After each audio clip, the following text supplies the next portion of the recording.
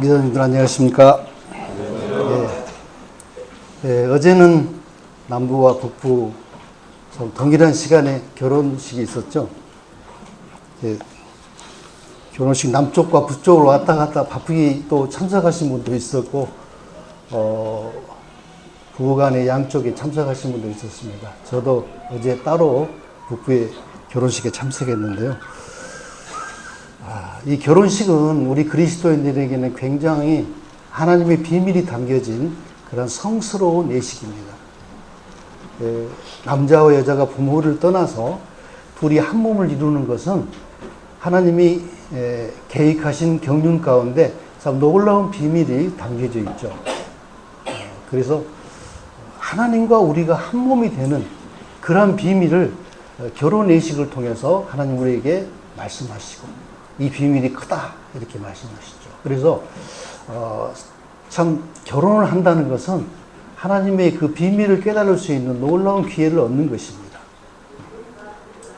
참으로 그 하나님께서 자신의 위치를 떠나서 우리에게 오셨고, 또 우리는 반대로 우리의 그 육체적인 그런 삶의 모든 환경을 떠나서 하나님과 한 몸을 이루어서 새로운 그 미지의 세계, 갈 바를 알지 못하고 나아갔던 그러한 아브라함처럼 우리가 경험해 보지 못한 그러한 참으로 놀라운 경험을 하게 되는 그것이 바로 하나님과 한 몸을 이룬 결혼과 같은 거죠. 사람들은 이 결혼을 어느 정도 레벨이 맞아야 된다고 이렇게 말들 하죠. 근데 보니까 성경에 보니까 하나님께서도 레벨이 맞아야 된다고 말씀하신 것 같아요. 그래서 우리가 그 말씀을 한번 확인해 보겠습니다. 베드로전서 1장 15절과 16절을 한번 봉독해 가겠습니다. 오직 너희를 부르신 거룩한 이처럼 너희도 모든 행실에 거룩한 자가 되라. 기록되었을 때 내가 거룩하니 너희도 거룩할지어다 하였느니라. 하나님께서도 하나님과 사귐을 갖고 영원한 그 한 몸 되는 동거하는 이 새로운 삶을 위해서 우리에게 거룩을 요구하십니다. 거룩. 그런데 하나님이 어떠한 분이신가를 알면 이 거룩해져야 된다는 것은 지극히 당연하다고 우리가 고백할 수밖에 없겠죠. 우리는 거룩해져야 합니다. 거룩하신 그분과 함께하는 삶을 생각해 보면 당연히 거룩해야 돼요. 에스더를 우리가 볼 때에도 에스더가 아하수로 왕에게 나아가기 위해서 무려 1년 동안을 준비했습니다.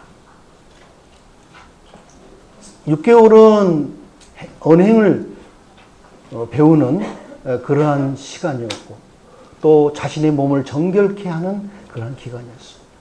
그 다음에 6개월은 또 왕의 여러 궁궐의 애절을 배우는 그런 기간이었습니다. 그렇게 해서야 왕 앞에 나아갈 수가 있었죠. 이 세상에 별거 아닌 군왕과 한 몸을 이루는 그 왕후의 자리에 나가는데도 이렇게 준비를 해야 되는데, 하물며 하늘이라도 감당할 수 없는 참으로 거룩하시고 참으로 어미하시고 영화로우신 그분과 한 몸을 이루는 이 놀라운 그런 우리의 삶을 위해서 우리는 당연히 거룩해져야 되겠죠. 그런데 우리에게 이 거룩이란 말을 사용하기에는 참으로 마땅치가 않고 또 어울리지도 않아요. 그렇지 않습니까? 우리가 거룩하다. 참으로 부담스러운 말이죠. 그럼에도 불구하고 우리 하나님께서는 거룩하라. 너희가 거룩해야 된다. 이렇게 말씀을 하고 계십니다. 하나님과 이 어느 정도 사귐을 갖고 하나님과 화목해지기 위해서는 우리가 거룩해져야만이 하나님께 나아갈 수도 있고, 또 하나님과 사귐이 원만하게 이루어지겠죠. 그래서 이 베드로 사도는 우리가 거룩하기를 요구하고 있습니다. 이 거룩해지는 데 있어서 우리가 어떤 행위로, 노력으로 그렇게 주려고 하면은 자칫하면 참 바리새인과 같은 외형만 경건의 모습이 있고 속은 참 회칠한 무덤처럼 그렇게 부패하고 썩어지는 그러한 삶을 살 수도 있죠. 예수님께서 그 사람들 보기에는 굉장히 경건하게 잘 이렇게 다듬어진 그러한 바리새인이었는데도 불구하고 예수님이 보기에는 그 회칠한 무덤과 같은 자들이었어요. 그 속에는 썩고 부패해진 그러한 그 마음을 갖고 있었죠.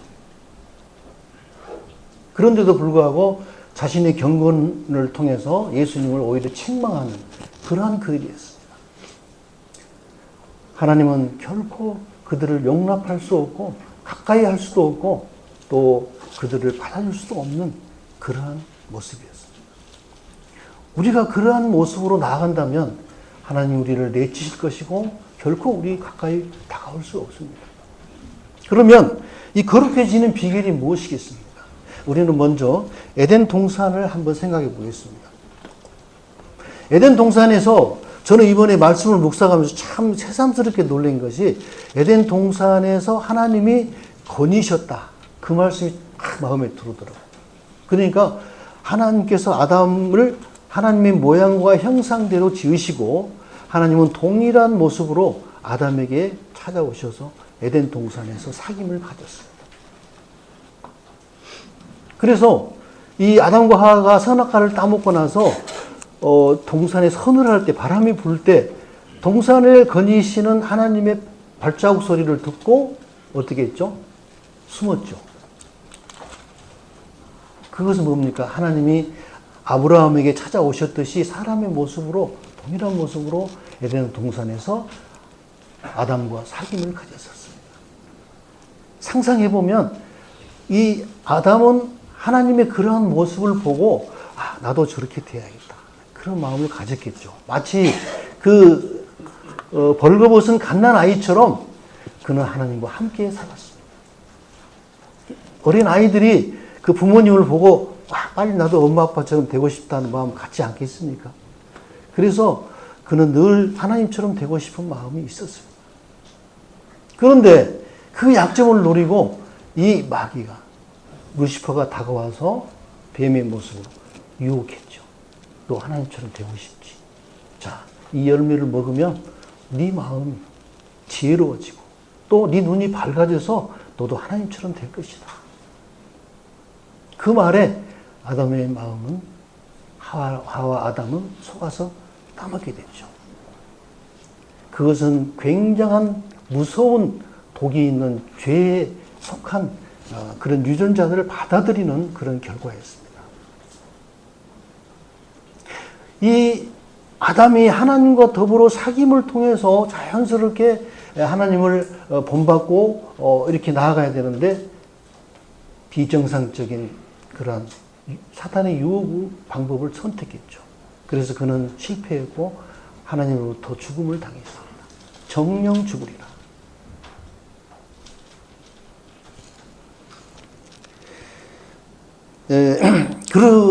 그러므로 해서 이제 제 유전자가 아담으로부터 온 인류에게 다 전해졌고 이제 모든 사람이 다 하나님 앞에서 죽은 자가 됩니다. 그런데 아담이 한 가지 참 놀라운 소식을 들었습니다. 여자의 후손에 관한 소식이었습니다. 여자의 후손이 이제 뱀의 머리를 상하게 할 것이다. 그 여자의 후손에 대한 그 복음을 아담은 이해했습니다. 그리고 나서 그때까지만 해도 여자로 부름을 받았고 이름을 특별하게 부르지 않았는데 그때 아담이 하와라고 이름을 지었습니다. 하와는 생명이라는 뜻이거든요. 생명. 그 여자의 후손. 그때부터 하나님은 여자의 후손에 대한 말씀을 우리에게 계시해 주고 있습니다. 하나님은 이미 이 에덴 동산에서 이루어질 일을 아시고 또 창세 전부터 영원 전부터 하나님께서 계획하신 그런 예수 그리스도의 그런 사역이 우리는 성경을 통해서 알게 됐습니다. 그렇다면 하나님은 이제 이 일을 통해서 하나님의 완전한 구원, 다시는 이 사탄이 해방할 수 없는 그런 구원의 역사를 이루실 것을 이 여자의 후손에 대한 약속으로 말씀해 주시죠. 예수님은 여자의 후손으로 태어나셨어요. 다시 말해서 이 죄의 유전자를 전혀 받지 않는 성령으로 잉태된 그러한 분으로서 이 세상에 태어나셨죠. 그리고 그분이 일평생을 전혀 흠없고 점없이 사셨기 때문에 완전한 이 희생제물로서 하나님의 그 구속의 사역을 위해서 제물로 하나님께 드려졌습니다. 이러한 이 구속의 사역은 하나님께 어떤 의미를 갖고 있습니까? 그것은 바로 에덴 동산에서 일어났던 그 사건과 정반대의 역사를 이룬 결과가 됐죠. 아담이 선악과를 따먹었기 때문에 네가 정령 죽으리라. 하나님으로부터 이제 관계가 끊어진 죽은 상태였습니다. 그리고 이제 선악을 통해서 하나님께 나아가려고 하는 이 사탄의 유전자를 받아들여서 사탄과 연합한 그러한 결과가 됐죠. 그런데 우리 예수님께서는 여자의 후손으로 태어나셔서 전혀 죄하고는 상관없는 그러한 상태로서 하나님께 드려졌고 또 우리를 위해서 부활하셔서 하늘로부터 새 생명을 물려받았습니다. 이것은 전혀 흠이 없는 완전한 생명이죠. 그래서 이 생명을 우리에게 주시기 위해서 이제 예수님은 여자의 후손으로 오셨죠. 그러니까 이제는 이 반대로 이 사탄으로부터 유전자로부터 끊어져서 죽은 바가 되고 하나님께 대하여 새로운 피조물로 재창조되었습니다. 반대죠. 그러므로 우리는 이제 옛사람이 마귀의 유전자를 받고 태어난 그 존재에서는 죽은 바가 됐죠. 그리고 하나님의 생명으로 새롭게 재창조되었다는 사실을 우리는 분명하게 인식해야 됩니다. 이런 일들이 이제 우리에게 일어났기 때문에 그러면 자, 어떻게 하면 거룩해지는가 비결을 그 전에 제가 한 가지 짚고 넘어간 점이 있는데 베드로후서를 보겠습니다. 그러면은 왜 우리가 거룩해져야 되는가 또 어떻게 거룩해지는가 부분은 베드로후서 3절과 4절 읽겠습니다. 그의 신기한 능력으로 생명과 경건에 속한 모든 것을 우리에게 주셨으니 이는 자기의 영광과 덕으로서 우리를 부르신 이를 알므로 말미암음이라. 이로써 그 보배롭고 지극히 큰 약속을 우리에게 주사 이 약속으로 말미암아 너희가 정욕 때문에 세상에서 썩어질 것을 피하여 신성한 성품에 참여하는 자가 되게 하려 하셨느니라. 자, 하나님은 우리를 부르셔서 이 생명과 경건에 속한 모든 것을 우리에게 주셨는데 그 중에서 우리가 신성한 성품, 신의 성품을 우리에게 주시겠다. 이 신의 성품을 우리가 소유해야만 하나님과 원만한 그런 사귐이 이루어지고 하나님과 온전한 하나된 연합이 이루어지는 것입니다. 그래서 하나님은 어떻게 우리에게 그러면 이 신성한 성품을 우리에게 주시는가? 어떻게 우리에게 이 신의 성품에 참여할 수 있는 자가 되게 하시는가? 이 말씀을 보겠습니다. 고린도전서 1장 30절입니다.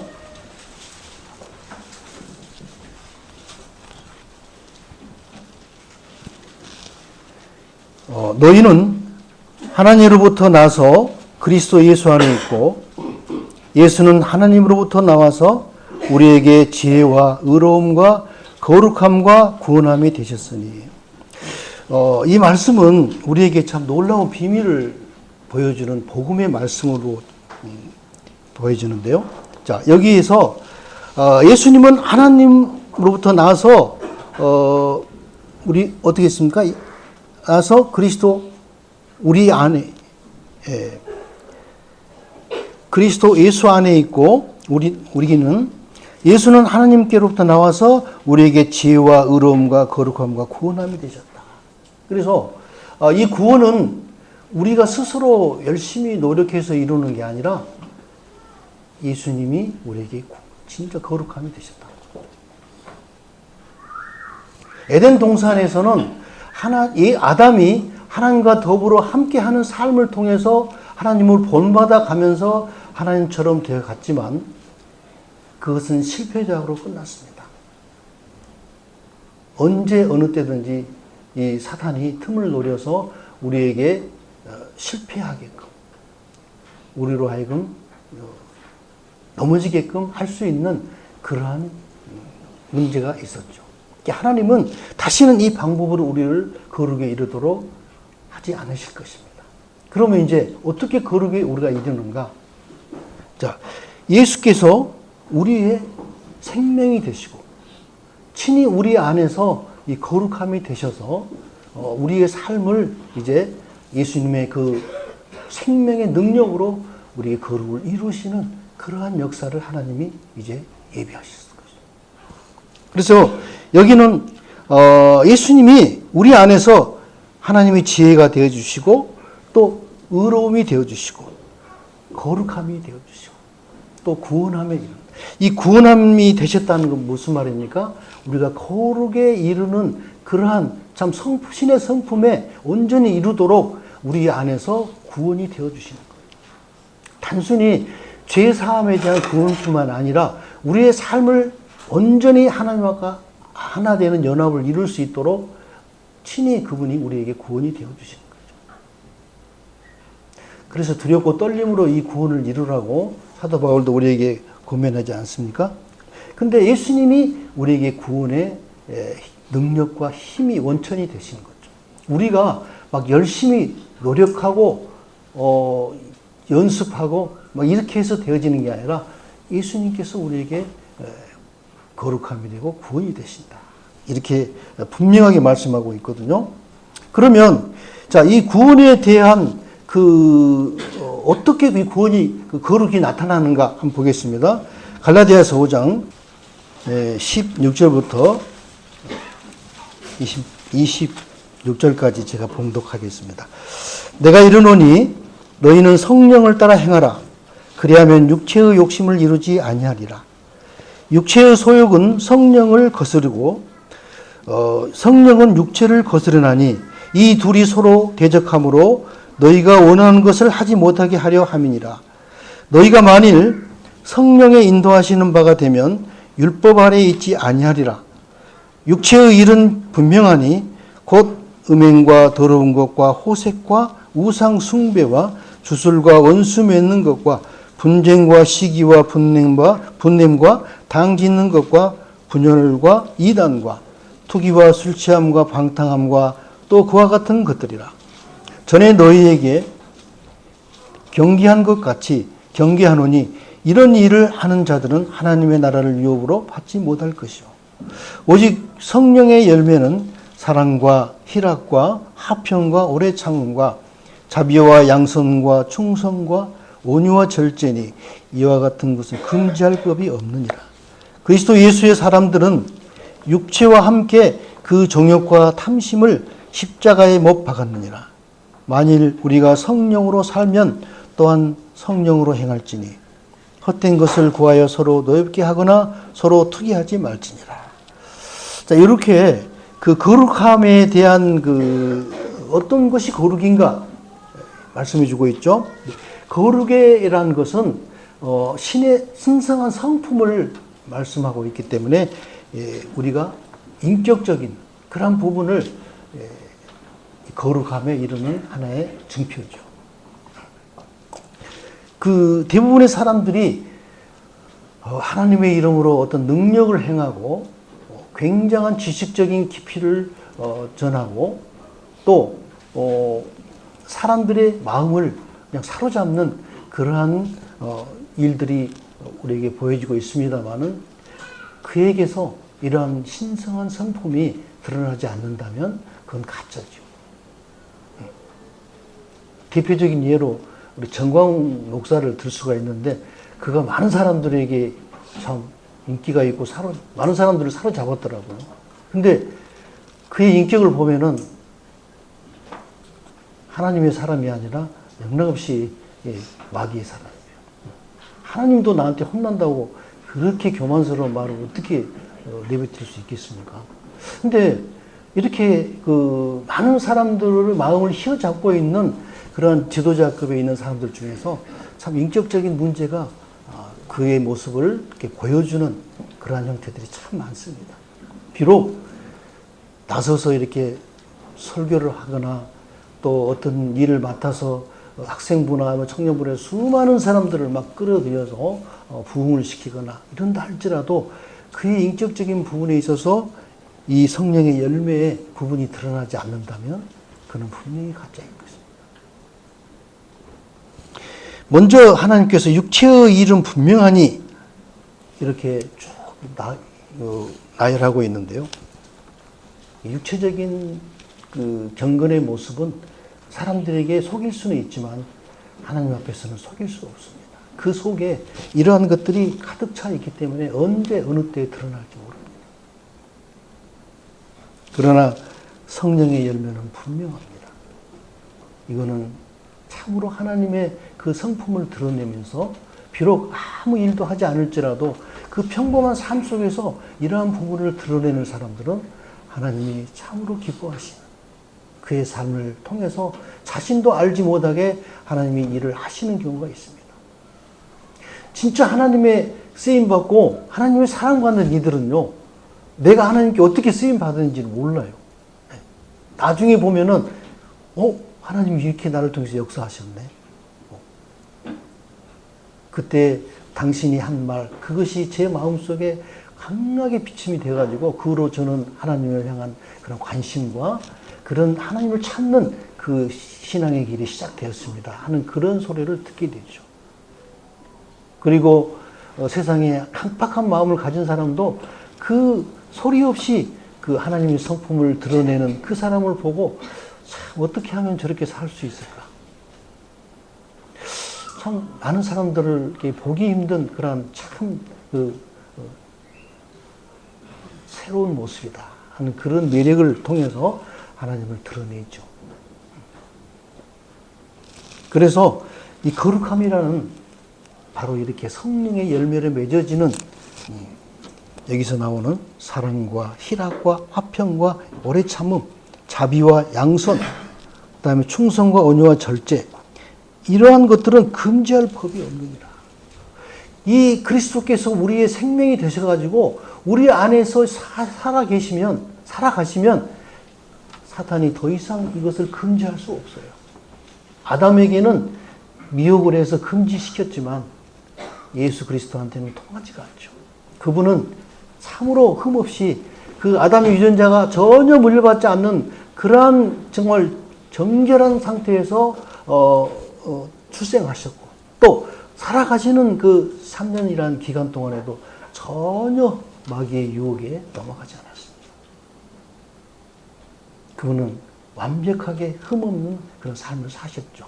그래서 이제 그분이 우리에게 새로운 생명, 재창조된 우리의 새것이 된 새로운 피조물 된 우리의 삶 속에 생명의 주인이 되셨기 때문에 그분이 우리의 생명이시기 때문에 더 이상 이것을 금지할 마귀의 그런 방법이 없습니다. 이것이 바로 완전한 구원입니다. 그래서 우리는 선택해야 되죠. 내가 내 자신이 살아갈 것인가? 아니면 이렇게 완전한 구원이 되어주시는 새 생명이신 예수 그리스도를 의지하고 그분 앞에 맡기고 살아갈 것인가? 이걸 선택해야 됩니다. 내가 죄사함을 얻고 하나님의 심판으로부터 구원받았다 할지라도 이렇게 우리의 완벽한 구원이 되시는 예수 그리스도를 우리의 삶 속에서 인정하고 우리의 생명의 주가 되신 것으로 여기고 그분 앞에 우리 삶을 완전히 내어 맡길 때 이 거룩함은 우리에게 반드시 이루어질 것입니다. 그러나 여전히 나의 계획과 생각과 나의 방법으로 살아간다면 우리는 언제든지 사탄의 미혹을 따라서 실패하는 삶을 살게 된 것입니다.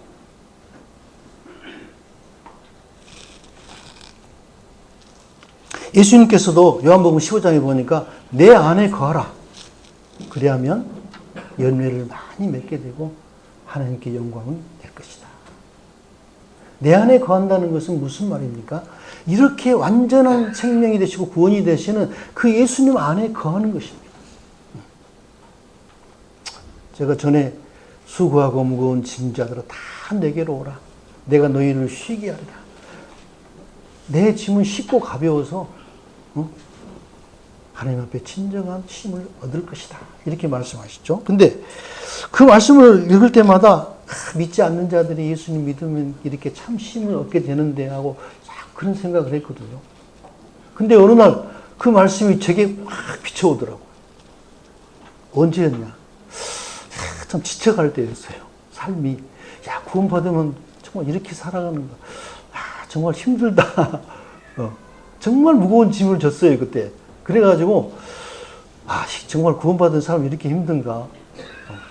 이렇게 생각하고 있을 때, 그 말씀이 제게 확 비춰지더라고요. 내가 참 무겁고, 참으로 수고하고 무거운 짐을 지고 있구나.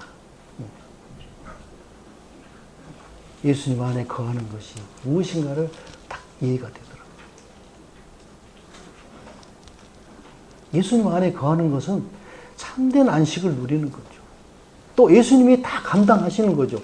저는 거기 또 실감나는 말씀이 바울이 원래 사울이었잖아요. 사울이 그 다메섹에 갈 때 그 예수님의 제자들을 핍박하려고 갈 때 예수님께서 사울아 왜 네가 나를 핍박하느냐. 그 말씀에서 그렇구나. 예수님이 고통을 당하시고 우리가 져야 되고 우리가 감당하고 우리가 아픔을 당하고 우리가 힘든 줄 알지만 그것을 감당하시는 분은 예수님. 왜? 내 안에 거하고 있기.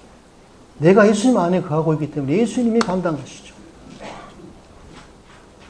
그래서 왜 네가 나를 핍박하느냐 이런 말씀이죠. 예수님 자신이 감당하셔야 될 일이기 때문에 우리가 정말 힘들고 고통스럽고 남에게 참 그 오해를 받고 또 조롱당하고 뭐 이런 어려움을 겪을 수도 있겠습니다만은 그것을 먼저 당하시는 분이 예수님입니다. 그래서 원수 갚는 것도 내가 할 것이다. 내가 심히 참 억울한 일을 당하고 참 말할 수 없는 그런 힘든 상황일지라도 예수님이 그걸 갚으시고 감당하시는 거죠. 이게 바로 예수님 안에 거하는 신앙입니다. 그래서 이 거룩함에 이르는 것도 그분이 하셔야 돼요. 그분이 내 안에서 이 성품을 하나하나 이루어 가십니다. 그래서 우리는 성령을 쫓아 행해야 되죠. 여전히 자기가 살아가려고 하고 육체의 어떤 것들을 의지하고 무엇을 살아가면은요 반드시 이런 이 육체의 일들이 열매를 맺어지게 될 것입니다. 이 갈라디아서 말씀은 바로 이와 같이 이 성령을 쫓아 행할 때 우리가 거룩에 이른다 이렇게 분명하게 말씀하고 있죠. 로마서 6장을 보겠습니다. 247페이지 10절부터 몇 구절 읽겠습니다. 그가 죽으심은 죄에 대하여 단번에 죽으시며 그가 살아계심은 하나님께 대하여 살아계심이니 이와 같이 너희도 너희 자신을 죄에 대하여는 죽은 자요 그리스도 예수 안에서 하나님께 대하여는 살아있는 자로 여길지어다. 그러므로 너희는 죄가 너희 죽을 몸을 지배하지 못하게 하여 몸의 사욕을 순종하지 말고 또한 너희 지체를 불의의 병기로 죄에게 내어주지 말고 오직 너희 자신을 죽은 자 가운데서 다시 살아난 자같이 하나님께 드리며 너희 지체를 의의 무기로 하나님께 드리라. 여기서 아까 제가 말씀드린 것처럼 자 너희 자신을 죄에 대하여는 죽은 자요 그리스도 예수 안에서 하나님께 대하여는 살아있는 자로 여기라. 이거는 이루어진 사실을 반드시 믿고 여기는 거죠. 이 여기는 삶을 통해서 우리가 그렇게 함에 이르죠. 근데 자, 여기서 아까 제가 말씀한 대로 이제 아담하고 정반대의 일이 일어났습니다. 아담은 선악과를 먹어서 하나님께 대하여 죽어버리고 또 사탄에 연합된 그러한 결과를 낳았는데 예수 그리스도의 십자가의 구속을 통해서 우리는 이제 이 마귀의 죄에 대해서 죽어버렸습니다. 예수님이 죽으심으로 내가 죽은 거죠. 그리고 하나님께 대하여 이제 새로운 창조된 그런 생명으로 우리가 다시 예수님의 부활의 생명을 물려받게 됐죠. 하나님께 대하여 살아난 그런 새 역사가 일어났습니다. 그래서 우리는 분명히 이 사실을 받아들여서 믿고 더 이상 이제 육체의 요구를 들어주면 안 되겠다. 성령의 소욕으로 우리는 살아가야 된다.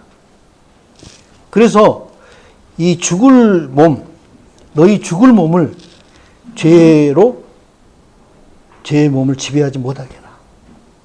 사실 우리가 육체는 이미 참 여전히 우리의 그 전쟁터입니다.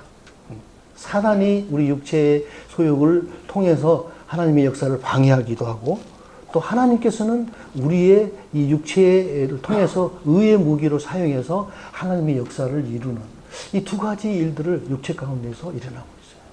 우리가 어떠한 요구에 관심을 가지고 어떠한 요구를 우리가 이렇게 순종하느냐에 따라서 이게 반대의 일들이 일어나고 있죠.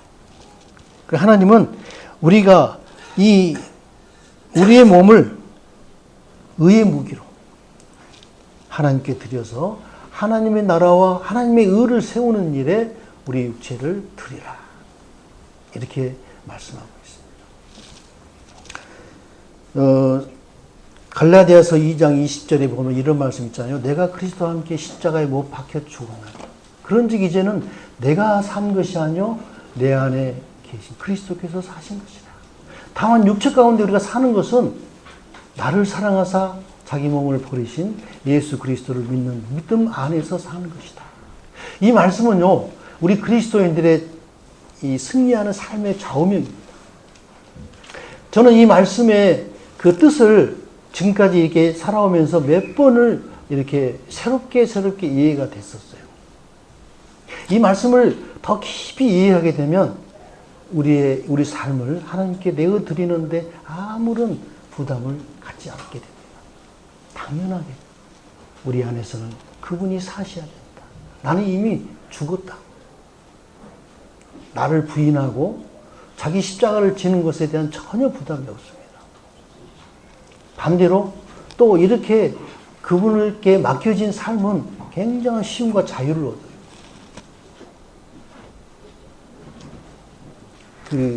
무엇은 하지 말고 무엇을 해야 되고 하지 말고 이런 부분들에 대한 이 영향을 받지 않고도 하나님 말씀에 자연스럽게 순종하여집니다. 그래서 그 갈라디아서 5장 보면은 이런 말씀이 있죠.